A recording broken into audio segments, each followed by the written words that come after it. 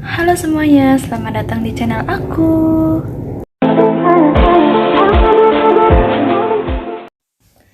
Assalamualaikum warahmatullahi wabarakatuh. Nama saya Clarissa Dwi Kuneta Putri dari Universitas Brawijaya Malang, dari Fakultas Matematika dan Ilmu Pengetahuan Alam, jurusan Fisika, Program Studi Fisika, dengan NIM 2150903001111030. Dalam pemenuhan tugas laporan mata kuliah praktikum biologi kelas A dengan dosen pengampu Bapak Nia Kurniawan, SSI MPDSC, dengan materi topik 1 pengenalan mikroskop. Pada kesempatan kali ini saya akan menjelaskan mengenai mikroskop dan iluminasi Kohler. Pertama-tama saya akan menjelaskan bagian-bagian dan fungsi-fungsi dari mikroskop. Yang pertama adalah lengan mikroskop yang berfungsi sebagai pegangan saat membawa mikroskop. Lalu yang kedua ada lensa okuler. Lensa ini berada dekat dengan mata pengamat. Lensa ini juga menghasilkan bayangan akhir dengan memproyeksikan dan memperbesar bayangan lensa objektif. Besar-perbesaran adalah hasil kali dari perbesaran lensa objektif dan lensa okuler. Selanjutnya yang ketiga ada nuspis atau revolver, yang berfungsi sebagai tempat melekatnya lensa objektif yang dapat diputar, sehingga lensa objektif dapat dipindahkan ke tempat yang diperlukan. Selanjutnya yang keempat ada lensa objektif. Lensa ini terdapat di dekat spesimen. Lensa ini juga menghasilkan bayangan pertama yang bersifat nyata. Dalam mikroskop cahaya umumnya, ada 4 lensa dengan perbesaran yang berbeda. Lalu yang kelima ada stage atau meja, yang berfungsi sebagai ditempatkannya spesimen pada kaca preparat lalu dijepit.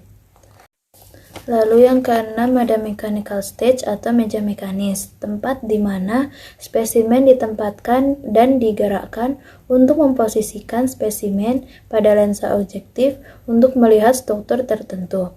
Lalu yang ketujuh ada coarse focus atau penyesuaian fokus kasar, yang berfungsi menggerakkan meja mikroskop ke atas atau ke bawah dengan gerakan yang cukup untuk mendapatkan gambar yang tajam. Lalu yang ke-8 ada fine focus atau penyesuaian fokus halus, yang berfungsi menggerakkan meja mikroskop ke atas atau ke bawah menggunakan skala gerak yang lebih kecil untuk mendapatkan gambar terfokus yang lebih tajam. Lalu yang ke-9 ada diagram iris, yang berfungsi untuk mengontrol jumlah cahaya yang masuk, menyesuaikan diameter cahayanya. Lalu yang ke-10 ada kondensor, yang berfungsi untuk mengumpulkan cahaya yang masuk dan memfokuskan pada objek. Yang ke-11 ada sumber cahaya, yaitu berfungsi sebagai sumber cahaya atau lampu mikroskop dengan penerangan yang dapat disesuaikan. Yang ke-12 ada pengaturan lensa kondensor, yang berfungsi untuk menyesuaikan ketinggian lensa kondensor terhadap meja mikroskop. Lalu yang ke-13 ada knob meja mekanis, yang berfungsi untuk memindahkan meja mekanis pada sumbu X atau sumbu Y untuk mengamati bagian tertentu dari preparat. Lalu yang ke-14 ada rheostat, yang berfungsi untuk mengatur sumber cahaya. Lalu yang ke-15 ada saklar daya, yang berfungsi untuk menyalakan atau mematikan sumber cahaya.